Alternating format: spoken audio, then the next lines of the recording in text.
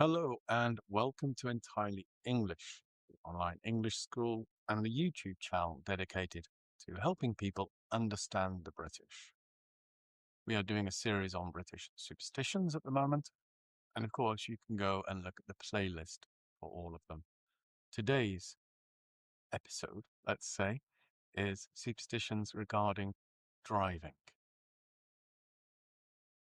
Before we get into that, our regular viewer, Stuart, has suggested we do a video on English or British put downs and insults. Let's open this up as a poll. Who would be interested in something like that? Or any other ideas you have, drop them down in the comments, let us know. Thank you, Stuart, for that suggestion. I have been doing some research into it. I'd be interested to see if other people say, yeah, let's do that. Okay, driving. As with all of these superstitions, we do get some overlaps. I'm going to cover a couple of those to begin with. One in the previous video, go back and check it out if you like, on buildings and construction about medallions, these kind of coins or talismans that people had, often on necklaces, on bracelets, or sometimes, as we're discussing today, in their cars. In the building ones, they put them into the foundations or within the mortar of the brickwork. Many motorists will have some sort of talisman. They could be St. Christopher's, we mentioned before, as a key fob with their keys, or I've seen them as little statue type things that are stuck onto the dashboard. People will have things often hanging from the rear view mirror, like in a proper car, in a left-hand drive car, rear view mirrors on this side. And these are often things like crucifixes, rosaries, probably Buddhists have the prayer beads, or sometimes I've seen this, people have the shoes from their first baby, or even their own baby shoes dangling from the mirror, and it's supposed to be good luck. So talismans of one form or another often appear in cars. Again, the rearview mirror is the most common place for them to be hung, but we also have them, as I said, on the key fobs or as little ornaments on the dashboard. Another thing we mentioned before, although people will say it is relevant to cars, it isn't really, and it's about breaking mirrors. So in the video about superstitions indoors, we talked about breaking mirrors causing 7 years bad luck, and we went through various reasons for that. And so people say if you break your car mirror, rear view mirror, or the wing mirrors, which used to be on the wings of the car are now generally on the door. If you break one of those, you're going to have 7 years bad luck. No. Remember, the 7 years bad luck is to do with your reflection in the mirror. So you're breaking your reflection. That's what it's about. So the rear view mirror, you shouldn't see yourself. You see the traffic behind you. Same with the wing mirrors. The only time it would be bad luck is if you're using the rear view mirror to do your makeup. Then you hit the back of another car. So yeah, that's the start of some bad luck there. Oh my gosh, that car came out of nowhere. Breaking your vehicle mirrors should have no effect on you, apart from financially, of course. Now we're going to look at some that are particular to cars or trucks or vehicles. And the first one is this superstition of holding your breath when you go through a tunnel. Some people think it prevents bad luck. Some people believe that it grants you wishes. Wish for $1 million as you go through the tunnel. Some people think this originates from an old belief that the tunnel air, particular air in a tunnel, was a cure for whooping cough. I'll put a little definition up here of whooping cough in case you don't know what that is. But it was a childhood ailment, and it was believed that the tunnel air was very good for the child, would cure the whooping cough. So everybody else in the car was supposed to hold their breath, so there was more tunnel air for the child to breathe and thus be cured. The idea being that you hold your breath from when you enter the tunnel to when you leave it. Obviously, you wouldn't want to do this when you're traveling through Lærdal Tunnel in Norway. or for that matter, through the Mersey Queensway Tunnel. The Lairdale Tunnel is the longest road tunnel in the world at present. The Mersey Tunnel is the longest one in Britain, but it's not just about the distance. It's just short of 3 kilometres. It's more the fact you'd have to be in Liverpool to do it. But there's also the idea that you should hold your breath when crossing boundaries.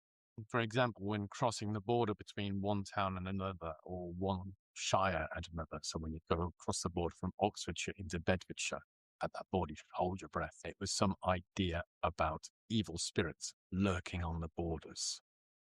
Likewise, people will often hold their breath while driving past a graveyard. Again, this idea that if you're breathing, evil spirits could enter your body. Hold your breath. Often do sign of the cross as well. And with the sign of the cross, often people do this while they're passing a funeral procession, or in a graveyard, a funeral, or a church that obviously is having a funeral inside it. People do the sign of the cross.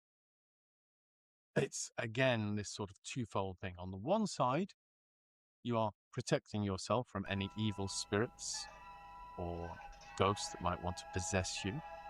On the other side, you're also showing respect. And a strange one that I've read about, I think I heard about it in the past, and I have no idea why it is. People have this superstition of if they see a hearse with a coffin in the back, they should reach to their right collar and pinch it between their thumb and index finger. I don't know what the idea of that is.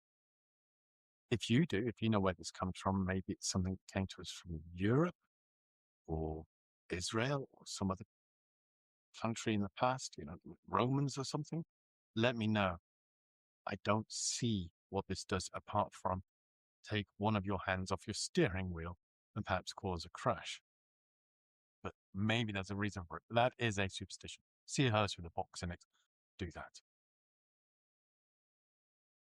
Oh, I said at the beginning I was going to start with superstitions we've had before, and I forgot to do one. Obviously, if you've watched the video of superstitions outdoors, we had the whole thing with magpies. So if you're driving along and you see a magpie, you should salute it and say, "Good morning, Mrs. Magpie," because if you don't, you will have bad luck. The salute and the greeting disperse bad luck. Even when you're driving, you should do that. Don't take your eyes off the road. Another interesting one is this idea that you should lift your feet off the floor of the car, or again, in the past, the carriage floor, as you go over a bridge. You go over a bridge, you lift your feet until cars are off the other side, and then you put your feet down. Some people say this prevents bad luck. Some people say it means you will meet your future one and true love. And others say it avoids death. I don't know. I suspect two things here. One is that if you're ever driving and you go over a bridge and you get that funny fizzing feeling inside your stomach, around your stomach area, let's say, maybe lifting your feet stops that if people found it unpleasant, or in Victorian era, too pleasant. The other idea I had was that maybe this actually goes back to the old fairy tale of the billy goat's gruff. You know that one? Where the billy goats go one after another across the bridge, and the clopping sound of their little hooves going across the bridge attracts a troll, which then tries to eat them up.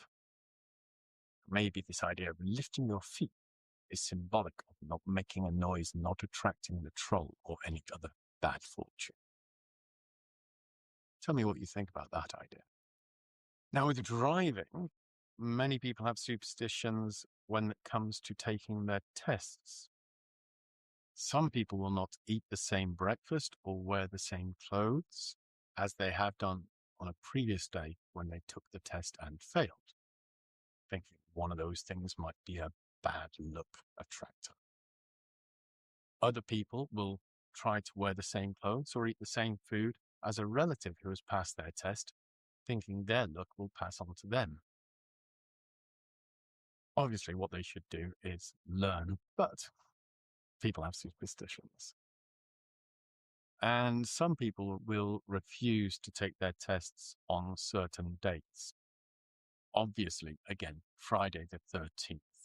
That is the date when most people will refuse to take their test. They'd rather wait an extra month. So, very, very big superstition around Friday the 13th. Going on from there, we have a couple of very strange superstitions. One of them is it's supposed to be good luck when somebody is going on a long journey as they are going to their car, or whoever's staying behind in the house, to throw a shoe at them. Yeah, you did hear me right.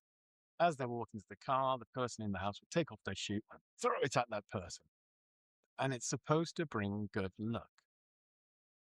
One of the ideas, not mine, one of the ideas people attribute to it is that the flying shoe hitting this person and bouncing off distracts any demons or devils who are following that person, because your essence is on that shoe, so they follow that, and it gives that person a chance to get in the car and drive away. Here's one which is a superstition. Again, I'm not sure if it's very common now, but I do think it's had an influence. For many, many years, people have said it's bad luck to own a green car.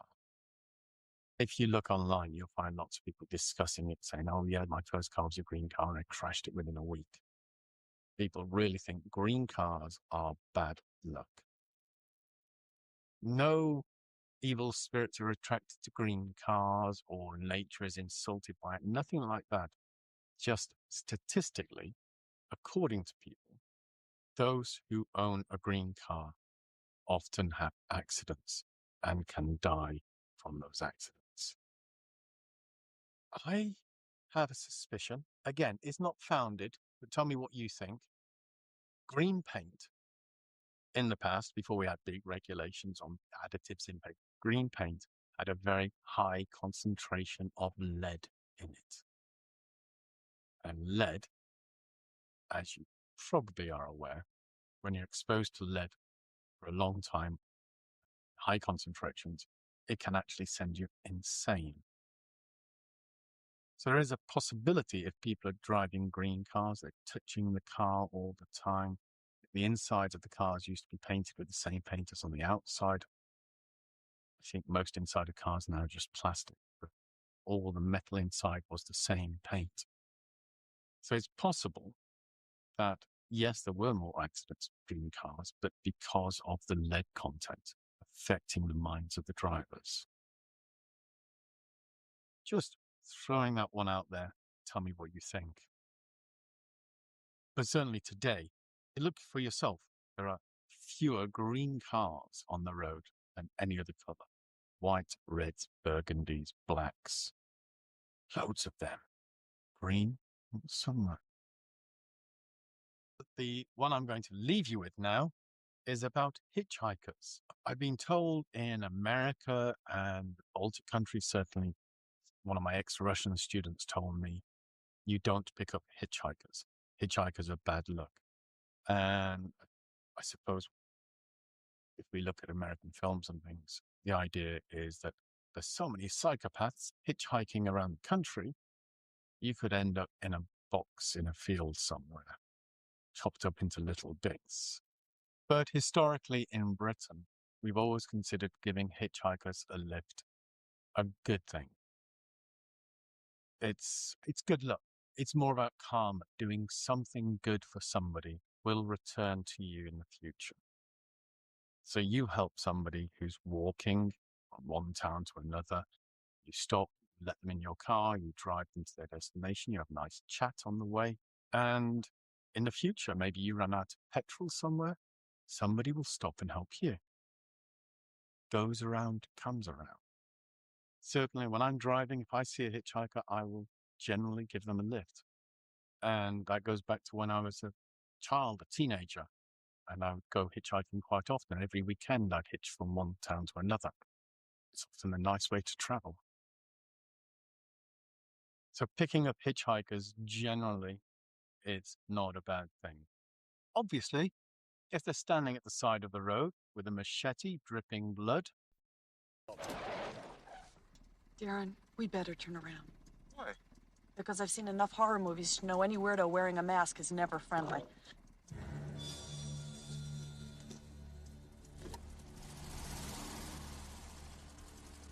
Keep driving, but normally give them a lift. Always help someone along. I hope this information has helped you. If you've enjoyed it, if you want to stay up to date, if you think somebody else would be interested, like, subscribe, share, whatever you want to do. I'd appreciate it if you did.